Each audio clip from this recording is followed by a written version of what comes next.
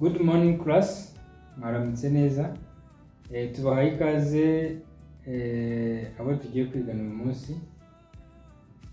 Uyu munsi ni umunsi wa mbere tugiye kwiga kuri Introduction to Workshop Rules and Safety.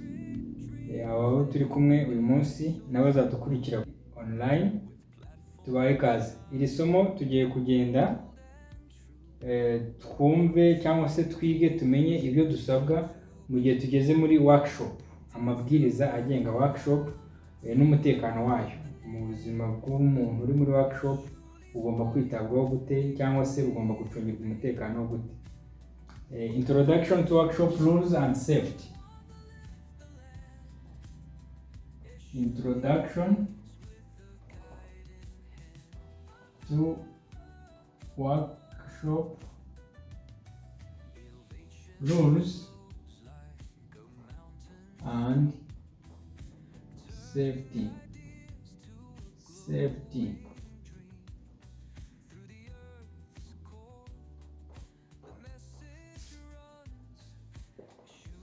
Tugiye kurebera hamwe amategeko cyangwa se amabwiriza ngenderwaho mu gihe umuntu ari muri workshop. Ibintu bishobora kugufasha kuguma uri safe cyangwa se ubuzima bwawe bufite umutekano. Hari point ya mbere iyo twita purpose of workshop safety, impamvu cyangwa se intego nyirizina ya workshop safety y'umutekano muri atelier. Ya mbere ni purpose of workshop safety.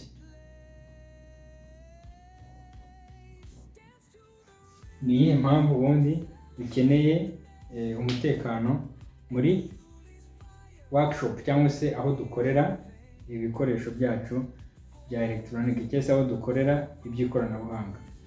Impamvu ya mbere is to prevent injury and accident. Ni uburyo bwo kwirinda ibikomere cyangwa se gukomereka ndetse n'impanuka. Impamvu ya kabiri ni is to protect tools, machines and facilities from damage. Ni ukurinda ibikoresho cyangwa se amamashini n'ibindi byose bidufasha mu kazi kacu muri workshop, kubirinda kuba byameneka cyangwa byakwangirika. Ensure smooth workflow and productivity, kugira ngo aho dukorera hagume hameze neza kandi tugire n'umusaruro cyangwa se production cyangwa se ibyo turi gukora bigende neza. Ntabwo ibyo byose nabyandika, ariko hano dufite syllabus turayibaha. Abatarayibona muze kuzana uduflash nyibahe. Abari online nabo turaza kuyishyira kuri email, murajya mwandika email tuzibashyirireho.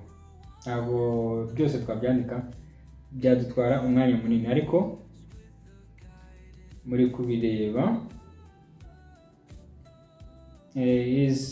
Iyindi mpamvu ya gatatu is to ensure smooth workflow and productivity. Icyo twari tumaze kukivuga. Number 4 is to promote a culture of responsibility and awareness. Point ya kabiri ituma dukenera umutekano cyangwa se amategeko n'umutekano muri workshop is general workshop rules. Hari amabwiriza rusange cyangwa se yibanze, general workshop rules.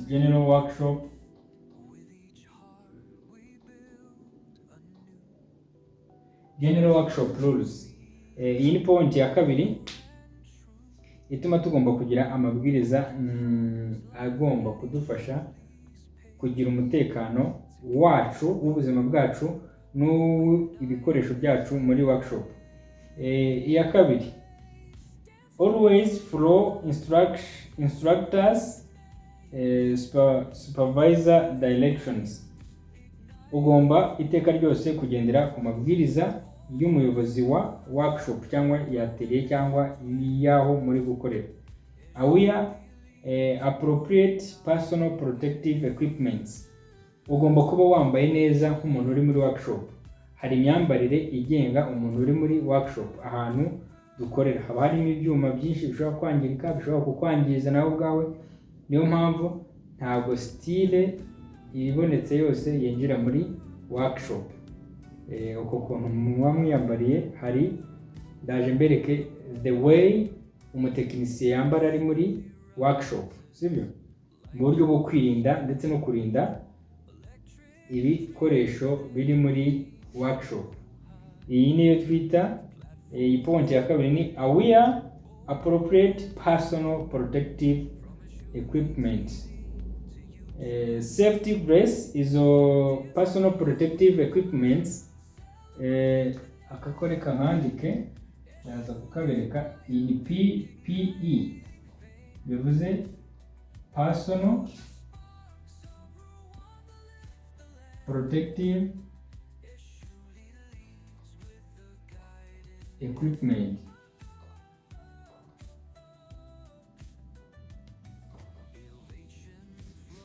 PPE iyi ngiyi umuntu w'umutekinisiye agomba kuba yizi, kuko ugomba kwambara wikwije nk'umutekinisiye. Bifite conditions bigenderaho. Hari safety brace, ugomba kuba wambaye amarinete aporoteje amaso, ugomba kuba wambaye gloves, ugomba kuba wambaye ibirinda amatwi according to the types of workshop.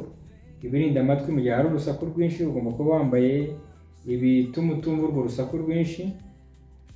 Steel toe boots, iyi ni inkweto iyo muzi cyane yitwa cyumambere, nazo mugomba kuba muzifite mu gihe muri workshop, kuko ikintu gishobora kumanuka kikakwikubita ku mano ugasanga arangiritse cyangwa se ugasanga ntabwo wirinze. Ugomba kuba wambaye kandi helmets, iyo ndi kuyibona hafi reka nyibereke.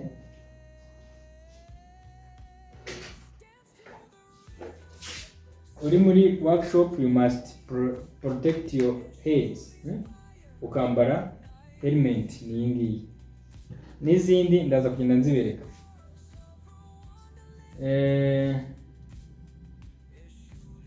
Uri muri workshop ntabwo ugomba kuba utari pose umuvinga bidafite purpose. Ugomba kuba uri focus ku kazi uri gukora, ugakora ikintu uri gukora kikarangira, utava aha ujya aha, donc muri muvuma zidakenewe.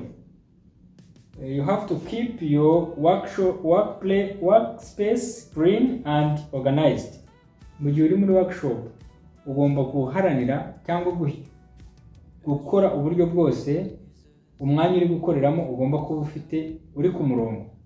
Nimba ari tournevis ikaba iri mu mwanya wayo, nimba ari appareil ikaba iri mu mwanya wayo, amavisi akagira hajya, ikintu wafunguye kikaba kiri ku murongo. Well cleaned and organized. You have also to report all accident or unsafe.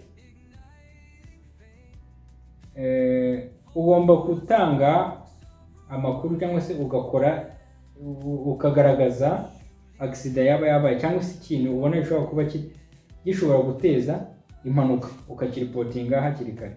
Don't operate machinery unless trained and authorized. Iyi ngingo nayo irakomeye. Mu gihe uri muri workshop ugomba gukoresha imashini ufiteho amakuru cyangwa se ufiteho ubumenyi wigishijwe gukoresha. Kuko muri laboratoire, muri workshop haba harimo amamashini atandukanye. Ndaza kugenda nzibereka. Hari urugero rworoshye rw'iyo dushobora guhita tubona hano hafi. Ponceuse, ushobora gufata ponceuse utazi kuyikoresha, wayatsa ikaba yagukata, ikaba yakwangiza ibindi bintu, igateza impanuka ku bandi. Ni ukuvuga ngo don't operate a machinery unless trained. Don't operate a machinery unless trained and authorized. Imashini utemerewe gukoresha, ntabwo wemerewe kuyikoresha imashini udafiteho ubumenyi, utahaweho amahugurwa ntabwo wemerewe kuyikoresha utabiherewe uburenganzira, cyangwa se ntawe uzi kuyikoresha ukuri hafi ngo agukurikirane. No food, twari dusimbutaka, use tool and machinery only of their intended purpose. Ugomba gukoresha imashini ku ntego, ugomba kwatsa imashini ufite main purpose cyangwa se ufite intego ifatika, ufite icyo ugiye kwikoresha kigize gute, gifatika, gisobanutse. No food, no drink, no smoking in workshop. Ntabwo wemerewe kurira muri workshop. Usibye no kurira muri workshop, ntiwemerewe kunywera muri workshop. Ntabwo wemerewe kunyweramo itabi, kubera ibi byose bishobora guteza impanuka. Uretse nuko wenda bishobora guteza impanuka, gufata ibiryo ukarira muri workshop burya ni ibintu bibi cyane, kuko muri workshop haba harimo ibintu byinshi biri electronique birangiza, biba birimo umwanda uri electronique, byakwangiza ubwabyo, byakwangiriza ubuzima, ariko bishobora no guteza impanuka, bishobora no guteza umwanda. Ntabwo wemerewe kunyweramo ndetse no kunyweramo itabi, ibyo ni ibintu byumvikana. Store tools and material properly after use. Bika ibikoresho byawe neza mu mwanya byagenewe nyuma yo kugira gute, nyuma yo kubikoresha. Reka tujye kuri point ya gatatu, personal protective equipments. Twayivuzeho, ndumva tutari buyitindeho byinshi, ahubwo reka mbereke umuntu uri well protected uri muri workshop. Umuntu uri well protected muri workshop, agomba kuba yambaye gutya. Urabona wenda aka gace, nkuko muri kubona kuri no foto, aka gace niko konyine kagaragara, ariko ubu bitewe na workshop arimo cyangwa se ibintu ari gukora, gutya ari safe, ariko ibyibanze biri protected. Urugero, urabona yambaye helmet ya casque, yambaye ibi headphone bi protecting amatwi kwanga ko urusaku rwaba rwinshi rukamwangiza, yambaye glass, amaso ye ari protege, yambaye jiri mu gihe ari muri workshop. Ubundi agomba kuba yambaye overcoat cyangwa se umwenda nyine ugaragaza ushobora kumurinda ibintu bimwe na bimwe.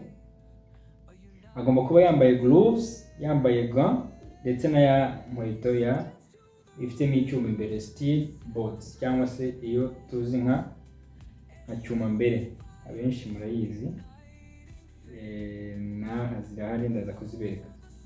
Tujye kuri point ya gatatu ya iyi ngiyi nyirizina, ubundi ni personal protective equipment. Point ya kane niyo bita machine and tool safety. Machine and tools safety.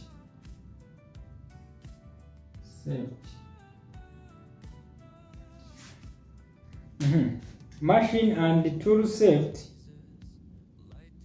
Inspect tools before use. Ugomba kureba, gusuzuma cyangwa se kureba neza igikoresho, imashini, mbere yuko ugira gute, mbere yo kwikoresha.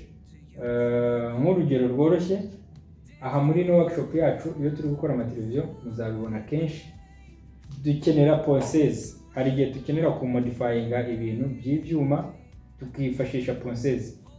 Inspect tool before use, ni ukuvuga ngo mu gihe ufashe ponceuse ugiye kuyicomeka mu gihe ugiye kwikoresha, mbere na mbere ugomba kureba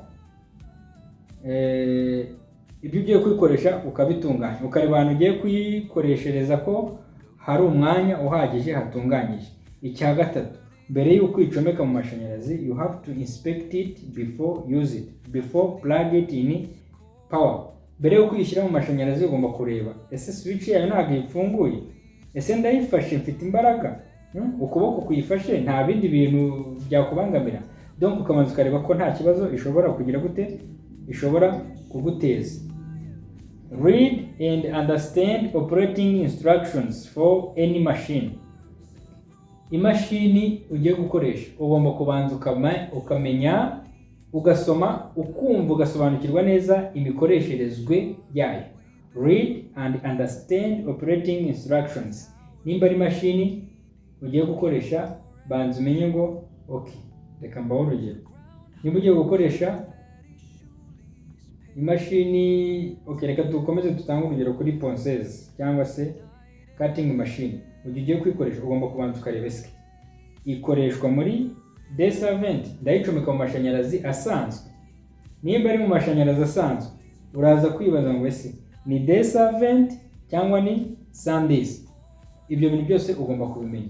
Ukamenya ngo diske irimo ikata plastike, ikata icyuma, ikata woods cyangwa se imbaho. Izo instructions zose ugomba kugira gute kuba uzizi mbere yuko uzikoresha.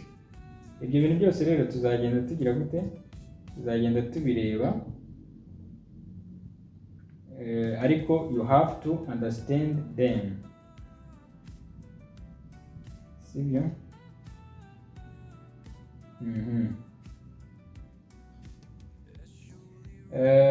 Use guard and safety device. Ugomba gukoresha n'ibintu biguprotege. Ku mashini nayo hari ibintu ushobora kuyikoreshaho bikayangiza. Nk'ibyo twe tuvuze, ushobora gufata diske uri gukoresha ponceuse, ushobora gukoresha diske ikata imbaho ukajya kwikatisha ibyuma, urumva uri kwangiza. Kandi icyo gikoresho nacyo, iyo diske nayo ikeneye iki? Ikeneye ubuzima. Niyo mpamvu nitugera mu gutangira gukoresha izo mashini ugomba kujya wita ku kintu. Mugenzi wawe ashobora kuba yarari gukata ibyuma agashyiramo diske y'ibyuma, wowe wajya gukoresha ugiye gukata plastike. You have to read and understand operating instructions. Ugomba kumenya uburyo icyo kintu kirimo, nimba ibyo ugiye kugikoresha ari byo kigomba kuba kigira gute gikora. Iyi point iravuga ngo never remove safety shield from equipment. Ku mashini amwe namwe cyangwa se ku bikoresho bimwe na bimwe bigira protective shield cyangwa se uduce tuba dushobora kurinda wowe uri kuyikoresha cyangwa se no kurinda icyo kintu. Ntabwo ugomba rero kugira gute, ntabwo ugomba gukuraho ikintu kigomba kugira gute kuguprotege. Hari igihe nko kuri ponceuse ubona bya byuma bindi biri kukuremerera cyangwa biri kukuvuna ukaba wabikura, ariko mu by'ukuri uba uri gushyira muri riske wowe ndetse n'abakuri hafi. Ntabwo rero ugomba, you are not allowed to remove safety shield from equipment. Turn off and unplug equipment before clean and maintenance. Aha ni ukuvuga iki? Ni ukuvuga ngo usabwa kuzimya cyangwa se ugacomokora mu mashanyarazi mu gihe ugiye guhanagura cyangwa gukorera isuku cyangwa se gukorera maintenance imashini yawe cyangwa se equipment yawe cyangwa se tools yawe. Ibyo byose ugomba kubyitaho. Point ya 5,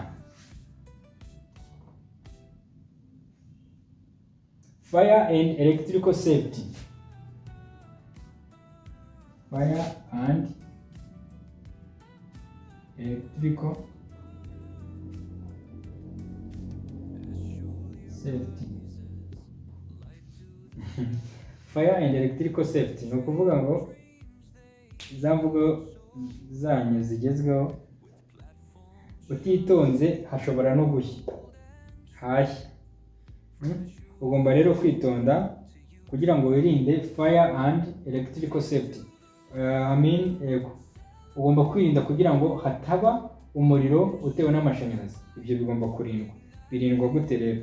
Point ya mbere, know the location of fire extinguisher. Birashoboka ko mu gihe uri gukora hanashye. Birashoboka ko umuriro ushobora kuza bitewe n'impamvu runaka. Ariko mu gihe bibaye, you have to know where fire extinguisher is. Fire extinguisher.